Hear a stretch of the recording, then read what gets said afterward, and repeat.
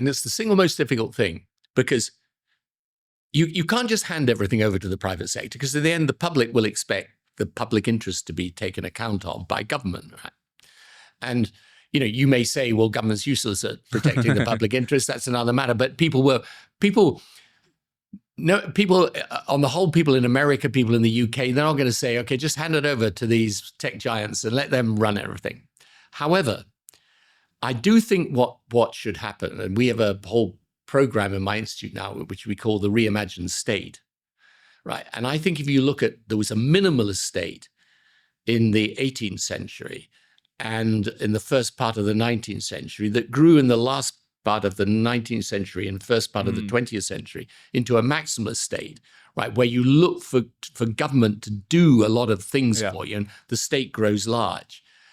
I think we should reimagine the state today as a result of this technology revolution and make it much more strategic. It's much more about setting a framework and then allowing much more diversity, competition. And the hardest thing about the public sector in those circumstances is to create self-perpetuating innovation. If you don't innovate in the private sector, you go out of business, right? If you don't innovate in the public sector, I mean, you're still there, right?